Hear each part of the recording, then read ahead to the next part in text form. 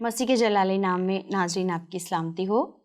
ایک بار پھر آپ کی خدمت میں اور پاسٹر شفیق کمل صاحب حاضر ہیں، اور ناظرین آج کا ہمارا پروگرام جو ہے وہ ایک خاص ٹاپک ہے، اور وہ ہے سابقہ کتابوں میں حضرت محمد کے بارے میں کی گئی پیشین گوئیاں، یعنی کہ پرانی جو کتابیں ہیں اس میں حضرت محمد کے بارے میں جو پیشین گوئیاں کی گئی ہیں، آج ہم اس پر ڈیٹیل سے بات کریں گے اور ہم اپنے پروگرام کی طرف بڑھتے ہیں۔ پاس صاحب، ہم اپنے پروگرام میں آپ کو ویلکم کرتے ہیں، اور آج کے پروگرام کی ابتدا جو ہے وہ میں ایک پہلے سوال سے کرنا چاہوں گی۔ پاس صاحب، سورہ صف میں آیت نمبر 6 میں آیا ہے کہ حضرت عیسیٰ فرماتے ہیں میرے بعد ایک نبی آئے گا، اس کا نام احمد ہوگا۔ کیا یہ پیشین گوئی حضرت محمد کی طرف اشارہ کرتی ہے؟ شکریہ، بہت اچھا ٹاپک آپ نے چنا آج۔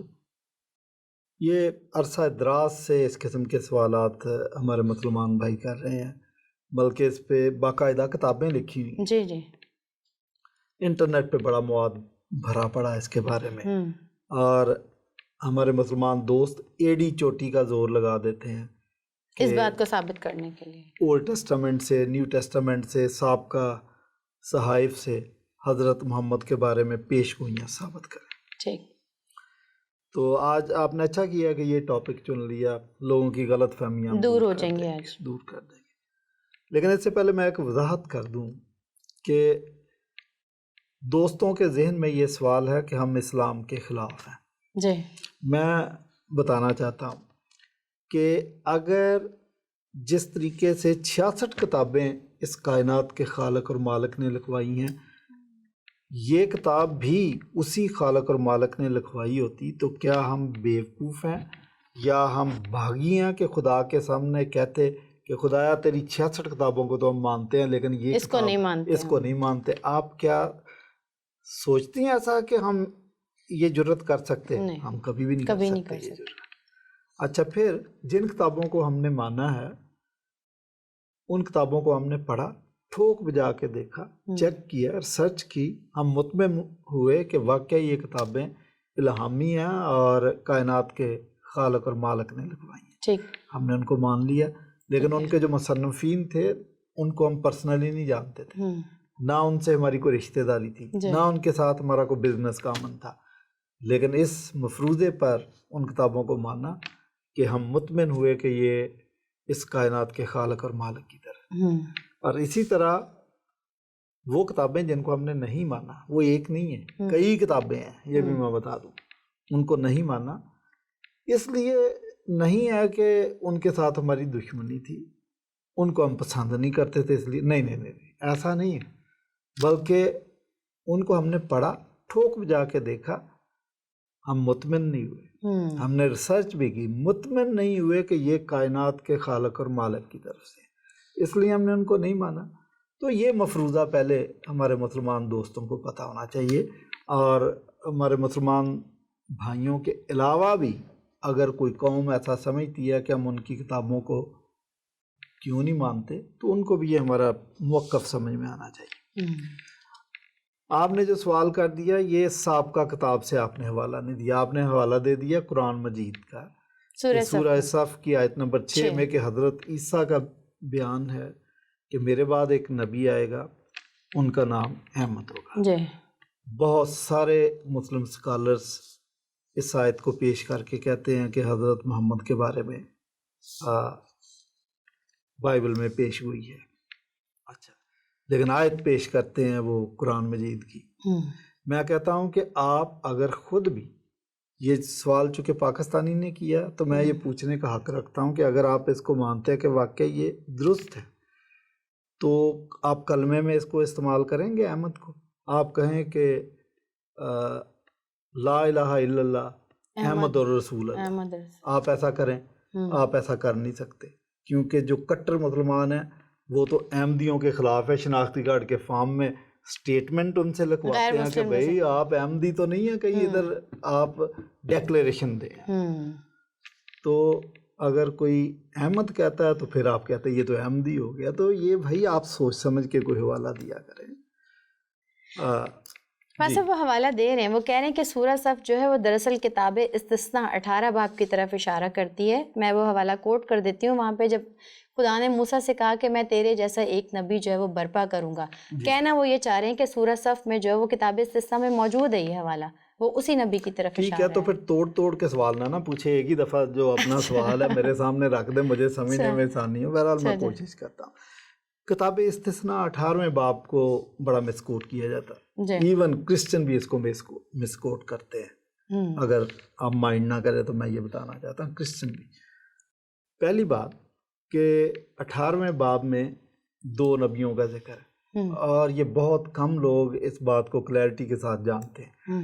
وہ صرف جہاں خدا کہتا ہے کہ میں موسیٰ کو کہتا ہے کہ تیرے بھائیوں میں سے تیری مانند ایک نبی برپا کروں گا، اس کو پڑھ لیتے ہیں اور کہتے ہیں کہ یہ حضور کی طرف اشارہ ہے، اور کرسچن کہتے ہیں کہ مسیح کی طرف اشارہ ہے. لیکن جب تک آپ اس پورے چیپٹر کو نہیں پڑھتے، آپ سیاق و سباق کو نہیں پڑھتے، آپ کو نہیں پتا چلے گا. اب آج میں آپ کو سیاق و سباق کے ساتھ ہی حوالہ بڑھا دوں گا. پہلی بات تو آدھا حصہ، آدھی پیش گوئی مسیح یسوع کے بارے میں، اور مسیح یسوع کے بارے میں جیسے پیش گوئی ختم ہوتی ہے وہاں پہ ایک دوسری پیش گوئی شروع ہوتی ہے. اور وہاں لکھا اگر کوئی شخص گستاخ بن کر نبی ہونے کا دعویٰ کرے تو وہ نبی، غور سے سنیں، تو لکھا وہ نبی واجب القتل ہوگا. اور آپ اگر پوچھو کہ بھئی ہمیں کیسے پتہ چلے گا کہ وہ نبی جو ہے وہ سچا یا جھوٹا خود سے بنا ہے، خود سے بنا سیلف سٹائل ہے، تو لکھا ہے کہ اگر وہ نبی جو دعویٰ کرے اس کے دعوے کے مطابق واقعہ نہ ہو تو سمجھ لینا کہ وہ نبی جھوٹا نبی ہے اور وہ واجب القتل ہوگا، اور تو اس سے کوئی خوف نہ کھانا. تو جب تک کتاب استثناء میں آپ دونوں حوالے نہیں پڑھتے، آپ کے اپنے ذہن میں کلیئرٹی نہیں آ سکتی کہ وہ نبی یا دیٹ پرافٹ یا النبی یا جھوٹا نبی، کہ یہ تو کانٹیکسٹ سے بہت کلیئر سمجھ آ جاتا ہے. اچھا، تو دوسری بات کہ استثناء کا حوالہ جب آپ پڑھتے ہیں تو یہ شروع کہاں سے ہوتا ہے اس حوالے کو آپ چھوڑ جاتے ہیں. اور یہ مسلم سکالرز کی عادت ہے کہ بہت سارے حوالے جب شروع کرتے ہیں، ایون قرآن مجید کی بھی بعض آیات پڑھتے ہیں تو آدھی سے شروع کر دیتے ہیں. مثلا یہ آیت تو آپ نے بہت سنی ہوگی جو اگر تم نے ایک جان کو قتل کیا، بہت سنی ہوگی نا، تو گویا پوری انسانیت کو قتل کر دیا. اور اگر تم نے ایک جان کو بچایا تو گویا پوری انسانیت کو بچا لیا. یہ بھی آدھی پڑھتے ہیں. آیت شروع والا حصہ چھوڑ دیتے ہیں. شروع والا حصہ ہے کہ ہم نے بنی اسرائیل کے لیے یہ قانون مقرر کیا. ایسا کیوں کرتے ہیں؟ بس چھوڑے نا، ٹھیک ہے ٹھیک ہے چلیں. اچھا، یہ کتاب استثناء 18ویں باب کا بھی جو شروع والا حصہ اس کو نہیں پڑھتے. صحیح. جو اس کا تعارف ہے، لکھا ہے کہ جب تو اس ملک میں پہنچ جائے جو میں نے تم کو دیا تو پھر یہ واقعہ ہوگا. وہ ملک کون سا تھا؟ وہ عرب نہیں تھا، وہ ملک موعودہ، ملک کنعان تھا. تو بھائی جب آپ نے شروع والی آیت ہی چھوڑ دی تو آپ کو کیا سمجھ آئے گا کہ یہ واقعہ کیسے اور کہاں پہ ہوگا؟ یہ واقعہ ملک کنعان میں ہوگا. اچھا، پھر دوسری بات کہ یہ واقعہ پیش کیوں آئے گا، وہ لکھا یہ تیری اس درخواست کے مطابق ہوگا جو تو نے کوہ حورب پر مجمع کے دن کی تھی. وہ درخواست کیا تھی؟ اس کے بھی کانٹیکسٹ کو جب تک آپ پیچھے نہ جائیں تو نہ پڑھیں آپ کو کیا سمجھ آئے گی. اس میں بنی اسرائیل نے کہا تھا کہ ہم خدا کو دیکھنا چاہتے ہیں، اور 3 دن پہلے خدا نے کہا کہ یہ لوگ اپنے آپ کو پاک کریں. اچھا، اور کوئی پہاڑ کے قریب نہ آنے پر. جب خدا ان کو نظر آیا، حالانکہ وہ مکمل جاہو جلال میں نظر نہیں آیا، میں گزروں گا پیچھے سے تھوڑا سا دیکھ لینا، تو اس نور کو، اس تجلی کو بھی یہ برداشت نہیں کر سکتے. اور پہاڑ کانپ رہا تھا، تھر تھرا رہا تھا، دھواں اٹھ رہا تھا، اور بنی اسرائیل ڈر گئے. انہوں نے کہا کہ ہماری تو موت واقع ہونے والی ہے. موسیٰ سے کہا کہ آئندہ کو خدا براہ راست نام سے بات کرے ورنہ ہم مر جائیں گے. جو بھی بات کرنی ہے ایک میڈیٹر کے تھرو ہونی چاہیے. اچھا، اس کنٹیکسٹ کو جب تک آپ نہیں سمجھتے تو آپ کو بات نہیں سمجھ آتی. خدا نے کہا یہ تیری اس درخواست کے مطابق ہوگا.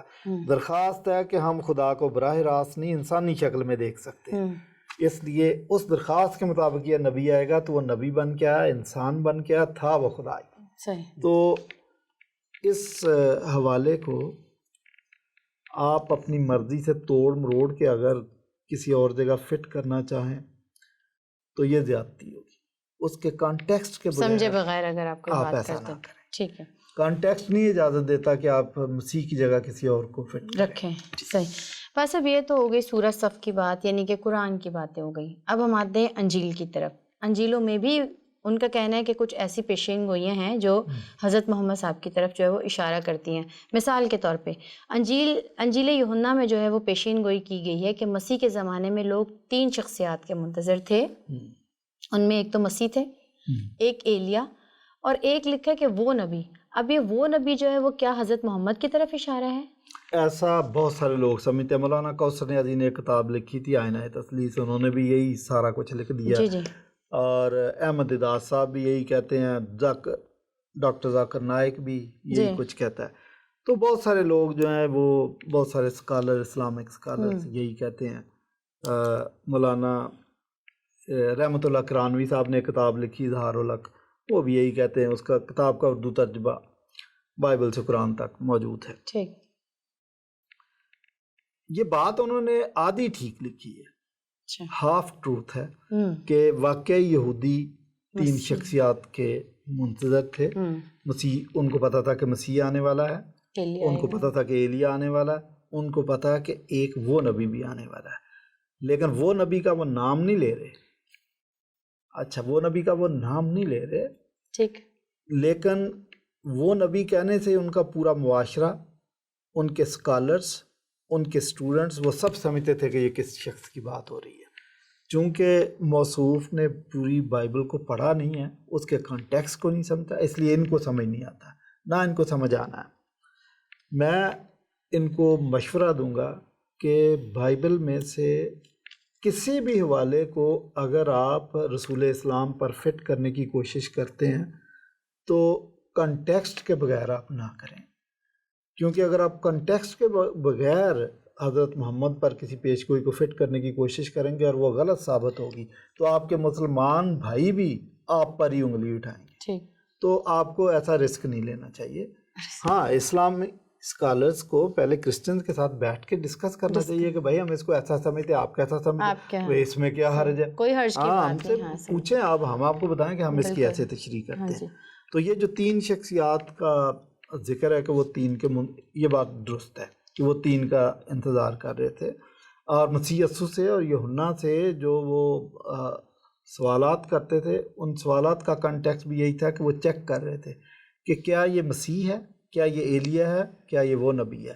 خطرہ تھا، رسک تھا کہ اگر وہ مسیح ہو اور وہ اس کو جھوٹا نبی یا وہ نبی سمجھیں تو مارے گئے، اور اگر وہ جھوٹا نبی ہو اور وہ اس کو مسیح سمجھ کے اس کی پذیرائی کر دیں، یہ بھی غلط تھا. اور اگر وہ ایلیا اور اس کو مسیح سمجھ لیں، اور اگر وہ ایلیا اور اس کو جھوٹا نبی، تب بھی ٹھیک نہیں تھا. اس لیے آپ کو اس معاشرے کے لوگ، ان میں بڑی کیا کہتے ہیں کہ تجسس نظر آئے گا، اور سوال جواب وہ کرتے ہیں بہت، وہ اسی لیے کر رہے تھے، وہ چیک کر رہے تھے. اب آپ نے کہہ دیا کہ یوحنا سے جب پوچھا تو اس نے کہا میں مسیح نہیں، اور وہ مسیح نہیں تھا، وہ تو یوحنا تھا. اس سے پوچھا تو ایلیا، اس نے کہا میں ایلیا نہیں ہوں. تو رہ گئی پھر تیسری شخصیت، وہ اس سے پوچھتے ہیں. یہ سوال ہے نا. جی جی. تو میں نے پہلے سوال کے جواب میں جب کہا کہ کتاب استثناء 18ویں باب میں 2 نبیوں کا ذکر ہے، جب تک آپ دونوں کو نہیں پڑھتے نیو ٹیسٹامنٹ میں بڑی جگہ آپ کو غلط فہمی ہو جائے گی. تو یہ جو وہ نبی ہے، میں نے تو ابھی آپ کو پڑھ کے سنایا کہ وہ نبی جو گستاخ بن کر نبوت کا دعویٰ کرے تو اس سے خوف نہ کھانا. اور اگر آپ کہو کہ وہ نبی اگر کچھ کہے تو ہمیں کیسے پتہ چلے گا کہ یہ جھوٹا نبی ہے، سچا ہے؟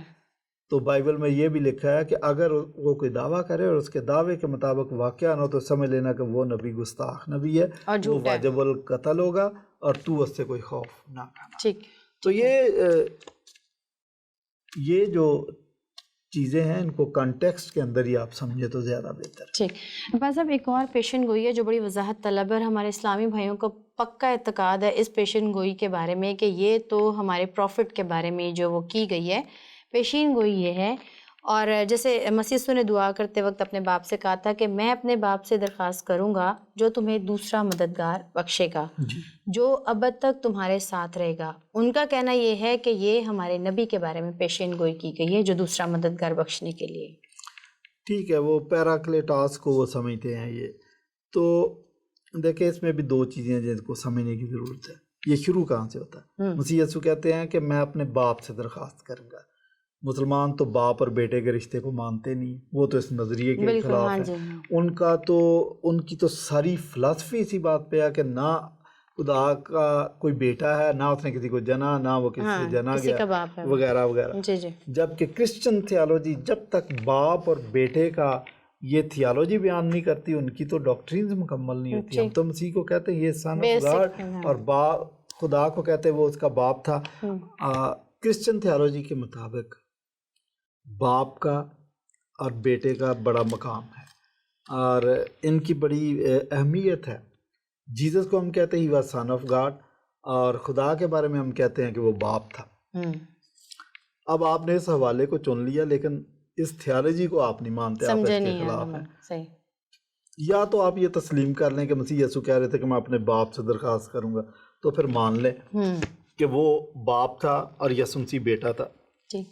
آپ تو اپنی ساری توانائیاں صرف کر دیتے ہیں کہ نہ اس نے کسی کو جنا، نہ وہ کسی سے جنا گیا. خدا کے بیٹا کیسے ہو سکتا ہے؟ اس کی تو کوئی جوہر ہی نہیں ہے. اور عیسائی حضرت عیسیٰ کو خدا کا بیٹا کہتے ہیں، یہودی حضرت عزیر کو خدا کا بیٹا کہتے ہیں، دونوں کافر ہیں وغیرہ وغیرہ. ان کے لیے ناقابل وہ ہے قبول بات ہے. تو بھائی یا تو پھر آج مان لیں کہ ٹھیک ہے جی ہم بھی اس نظریے کو مانتے ہیں کہ وہ باپ ہے، لیکن یہ آپ کے لیے بڑا مشکل ہو جائے گا، آپ مان نہیں سکتے. ابو داؤد میں ایک حدیث شریف ہے، ہماری جو دعا ربانی مسیح یسوع نے سکھائی تھی کہ پس تم اس طرح دعا کیا کرو کہ، اور دعا شروع کہاں سے ہوئی؟ اے ہمارے باپ. یہ دعا ربانی والی پوری بات جو ہے نا ابو داؤد کے اندر لکھی ہوئی ہے حدیث کی کتاب میں، لیکن جہاں یہ لفظ آیا کہ اے ہمارے باپ، وہاں پہ انہوں نے لفظ بدل دیا اے ہمارے رب. اچھا، تو آپ کو تو باپ اور بیٹے سے خدا واسطے کا بہر ہے، تو آپ اس حوالے کو کہاں فٹ کر رہے ہیں بھائی؟ تو ذرا سوچ سمجھ کے بات کیا کریں. دوسری بات اس میں جو آپ کے لیے مشکل ہے وہ یہ ہے کہ یہ جو دوسرا مددگار ہے اس کے بارے میں مسیح نے کہا تھا کہ وہ ہمیشہ تمہارے اندر رہے گا. ہم کرسچن تو جانتے ہیں کہ ہمیں ہولی اسپرٹ گائیڈ کرتا ہے، ہم اس کی رہنمائی میں چلتے ہیں، وہ ہمارے اندر رہتا ہے. تو آپ تو ہولی اسپرٹ کو بھی نہیں مانتے. جہاں پر روح القدس لکھا ہوگا یہ بریکٹ میں اس کے اندر لکھ دیتے ہیں ترجمہ کرنے والے جبرائیل. صحیح. تو آپ کے لیے بہت ساری ڈیفیکلٹیز ہیں کہ آپ کیسے کہہ سکتے ہیں کہ وہ یہ حوالہ حضرت محمد پر فٹ کریں گے. نہیں، کانٹیکسٹ کے بغیر آپ ایسا کر نہیں سکتے. اور دوسری بات بس یہاں پہ یہ بھی کوٹ کیا گیا نا کہ ابد تک تمہارے ساتھ رہے گا، تو حضرت محمد ابد تک تو زندہ نہیں، ہر انسان کو تو مرنا ہے، ابد تک ساتھ رہنے والا. جی وہی میں کہہ رہا ہوں کہ ہولی اسپرٹ ہی وہ تو ہے، وہ ہے جو ہمیشہ ساتھ رہے گا. ٹھیک ہے، تو وہی کانٹیکسٹ والی بات میں نہیں. ٹھیک.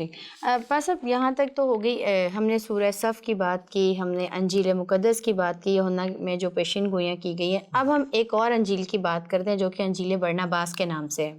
ہمارے اسلامی بھائیوں کا یہ کہنا ہے کہ حضور کے بارے میں اس میں واضح پیشین گوئیاں جو ہیں وہ موجود ہیں. وہ کہتے ہیں کہ تمام انبیاء جن کو خدا نے بھیجا ان کی تعداد 1,24,000 تھی. انہوں نے ابہام کے ساتھ بات کی ہے، مگر میرے بعد خدا کا نور آئے گا، خدا کا رسول آئے گا جو انبیاء کے کہی ہوئی باتوں کے اندھیرے پر روشنی ڈالے گا. وہ کہتے ہیں کہ بڑا کلیئر اور بڑا واضح طور پہ جو ہے وہ حضرت محمد کی طرف اشارہ ہے انجیل برناباس میں. انجیل برناباس کے بارے میں پہلے میں ایک بات آپ کو بتانا چاہتا ہوں کہ یہ انجیل برناباس پہلی صدی کی انجیل نہیں ہے. یہ کوئی 14ویں-15ویں صدی میں ہمارے سامنے آئی ہے. ایون اسلام سے پہلے بھی یہ انجیل موجود نہیں تھی. اسلام 610 میں آیا، اس وقت یہ انجیل صفحہ ہستی پہ موجود نہیں تھی. پہلے یہ جعلی انجیل ہے، ہم نہیں اس کو مانتے. یہ ایک مسلمان اور ایک نام نہاد کرسچن کا جوائنٹ وینچر تھا انجیل برناباس. جی سرمایہ کار وہ مسلمان تھا اور لکھنے والا وہ کرسچن کرائے کا بندہ تھا جو لکھ رہا تھا. کیونکہ اس میں 2-3 جگہ جہاں لکھا کہ یسوع مسیح حضرت عیسیٰ لکھا تو کاٹ کے کسی نے آگے لکھا کہ رسول اللہ. اچھا، کہ وہ اللہ کا رسول تھا، نبی تھا. یعنی وہ خدا کا کانسیپٹ اس کو کاٹا گیا. اچھا، پھر دوسری بات ہے کہ اگر یہ انجیل اسلام سے پہلے تھی تو قرآن اس کے بارے میں کیوں خاموش ہے؟ بالکل. خلفائے راشدین اس کے بارے میں خاموش ہیں, کسی نے انجیل برناباس کا ذکر نہیں کیا جی. اور صحابہ کرام اس کے بارے میں خاموش ہیں جی. قرآن کے مفسرین جو پرانے ہیں وہ اس کے بارے میں خاموش ہیں, مورخین پرانے جو ہیں وہ انجیل برناباس کے بارے میں خاموش ہیں. تو اس کا مطلب یہ کتاب پہلے موجود نہیں تھی. دوسرا نقطہ میرا یہ ہے انجیل برناباس کے بارے میں کہ آپ نے خود جو سوال پڑھا انجیل برناباس کا, جو آپ نے اقتباس دیا, اس میں لکھا کہ سابقہ کتابیں جتنی بھی ہیں وہ ساری کی ساری ابہام پر مبنی تھی جی, یعنی ان میں کلیئرٹی نہیں تھی, ہاں شک و شبہ تھا. اچھا, میرا یہ سوال بنتا ہے کہ اگر ان میں کلیئرٹی نہیں تھی, ابہام پایا جاتا تھا, تو آپ کا تو ایمان ہے کہ آپ کا 4 کتابوں پر ایمان ہے, سابقہ کتابوں پر ایمان ہے, زبور, توریت, انجیل, اس پہ آپ کا ایمان ہے, تو بھائی آپ مبہم کتابوں پر ایمان لانا میں نہیں دارت کیوں؟ اچھا, پھر سابقہ کتابیں اگر مبہم تھی تو انجیل برناباس بھی بقول آپ کے پہلی صدی کی انجیل ہے, تو یہ بھی مبہم ہے. اس کی باتوں کو آپ کیوں مانتے ہیں؟ اس پہ تو آپ عقیدہ نہیں کھڑا کر سکتے, کیوں کوٹ کرتے ہیں؟ یہ میں کہتا ہوں آپ کو کوئی سوال کرنے سے پہلے ذرا کوئی 10 منٹ ٹھنڈا پانی پی کے سوچ لینا چاہیے, پھر سوال کرنا چاہیے. اچھا, ٹھیک ہے جی, اسی انجیل کی ایک اور پیشن گوئی جو ہے وہ پیش کرتے ہیں کہ سردار کائن نے مسیح سے پوچھا کہ تیرے بعد آنے والا جو ہے وہ نبی کس نام سے پکارا جائے گا, تو آگے وہ کہتے ہیں کہ مسیح نے جواب دیا. اس انجیل برناباس میں لکھا ہے کہ مسیح نے جواب دیا کہ اس کا نام قابل تعریف یعنی محمد ہوگا. ٹھیک ہے, یہ بھی انجیل برناباس سے اقتباس ہے. جی جی. تو انجیل برناباس کے بارے میں نے آپ کو بتایا کہ ہم اس انجیل کو الہامی نہیں مانتے. ٹھیک. تو بہرحال یہ جو آپ نے اقتباس پیش کیا کہ جی اس کا نام محمد ہوگا, قابل تعریف ہوگا, یہ اس میں لکھا ہوا ہے. ٹھیک. میں نے یہ انجیل پڑھی ہے, انجیل برناباس کئی دفعہ پڑھی ہے, اردو میں ترجمہ موجود ہے ادھر. ہاں, 2-3 لوگوں نے ترجمہ کیا, موجود ہے, پڑھیں آپ.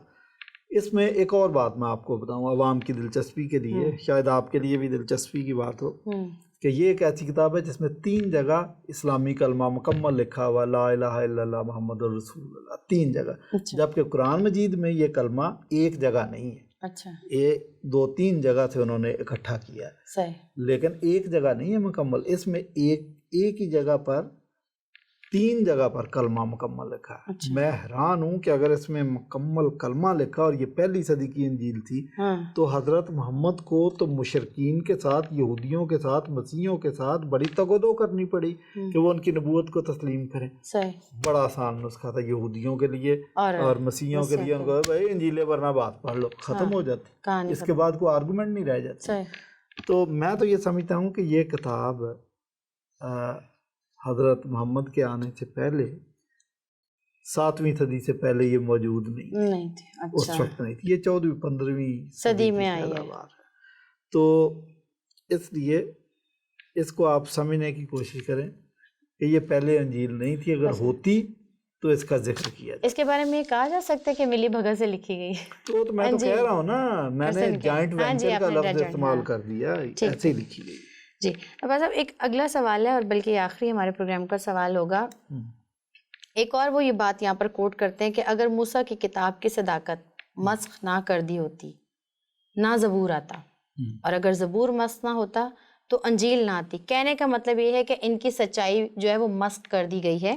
اور پھر وہ کہتے ہیں کہ اب اللہ کا رسول آئے گا اور سب باتوں کو صاف صاف بتائے گا. ٹھیک ہے, میں سمجھ گیا کہ جتنی بھی کتابیں ہیں, پہلی کتابیں اپنی اصل حالت کھو بیٹھی ہیں, اس وجہ سے دوسری کتاب آتی ہے. اگر آپ اس نظریے کو مانتے ہیں تو یہ آپ کے بھی خلاف جاتا ہے, یہ میں آپ کو بتاتا ہوں کہ اس کا مطلب ہے کہ ساری کتابیں 1 by 1 آئی اور اپنی اصل حیثیت کھو گئی ہیں, تو اس کا مطلب یہ ہے کہ آپ کی کتاب کا بھی پھر یہی اشر ہوگا. اچھا, لیکن یہ نظریہ درست ہے نہیں ہے. ہمارے مسلمان بھائی ایک اور نظریہ بھی پیش کرتے ہیں کہ جب پہلی کتاب آتی ہے تو وہ اس وقت نافذ العمل ہوتی ہے, لیکن جب دوسری آتی ہے تو وہ ختم ہو جاتی ہے, اب دوسری کتاب نافذ العمل ہوتی ہے. یا سم ٹائم وہ ایسا بھی کہتے ہیں کہ حالات اور واقعات چونکہ بدل جاتے ہیں, اس لیے ضرورت ہوتی ہے کہ ایک نئی کتاب آئے. اچھا اس نظریے کو بھی میں اس لیے نہیں مانتا کہ اگر حالات اور واقعات کے مطابق کتاب آتی ہے اور حالات اور واقعات کے مطابق کتاب قابل عمل ہوتی ہے تو اسلام کو آئے ہوئے بھی 1400 سال گزر گئے ہیں. اب جو اس وقت حالات اور واقعات ہیں اب ٹوٹل چینج ہے, تو اب پھر کسی اور کتاب کی اب بھی ضرورت ہے. تو یہ نظریات بہرحال آپ نے قائم کر لیے ہیں, لیکن ان کو اگر سچ کی کسوٹی پر, حق کی کسوٹی پر پرکھا جائے تو آپ کے نظریات ساتھ نہیں دیتے. ہمارا کہنا یہ ہے کہ خدا کا کلام خواہ وہ موسیٰ پر نازل ہوا, خدا وہ داؤد پر نازل ہوا یا کسی بھی نبی پر نازل ہوا, وہ ہمارے لیے اتنی ہی اہمیت کا حامل ہے جتنی کہ انجیل. تو اس لیے ہم نے ان سابقہ کتابوں کو بھی انجیل کے ساتھ پوری بائبل کی صورت میں 66 کتابوں کو ایک جگہ نتھی کر لیا, کیونکہ ہمارے نزدیک خدا کا کلام خواہ وہ صدیوں پرانا ہو یا ابھی ہو, اس کی اتنی ہی اہمیت ہے. اس لیے ہمارا نظریہ تھوڑا فرق ہے. ہم خدا کے کلام کو آج بھی اسی طریقے سے اتنی ہی اہمیت دیتے ہیں. بہت شکریہ پاس صاحب. آج کا ہمارا ٹاپک کافی مشکل تھا, لیکن آپ نے انتہائی مہارت سے ان تمام سوالات کے جوابات دیے. ناظرین, امید ہے آپ کو آج کا پروگرام پسند آیا ہوگا. بہت سارے ایسے ابہام جو آپ لوگ کے بھی ذہن میں تھے وہ یقیناً آج کے پروگرام کی وجہ سے دور ہوئے ہوں گے. ہم آپ کو شکر کرتے ہیں کہ آپ اس طرح کے جو ہمارے تک سوالات پہنچاتے ہیں اور آپ اپنے ذہن کی الجھنوں کو جو ہے وہ دور کرنا چاہتے ہیں. اگر آپ مزید اسی طرح کے سوالات کے جوابات جاننا چاہتے ہیں تو ہمارے ساتھ جڑے رہیے, اور ہم سے ان نمبرز پر آپ رابطہ کر سکتے ہیں جو ہماری اسکرین پر اس وقت آپ کے سامنے آ رہے ہیں. اگلے پروگرام تک کے لیے مجھے اور پاسٹر شفیق کمل صاحب کو اجازت دیجیے. اپنا بہت خیال رکھیے. مسیح یسوع کا فضل آپ پر ہمیشہ ہوتا رہے. یہی بات چلتے چلتے کہنا چاہوں گی, سچ بولیے, سچ سنیے, سچ سننے کی جرات پیدا کیجیے. اپنا بہت خیال رکھیے. شکریہ.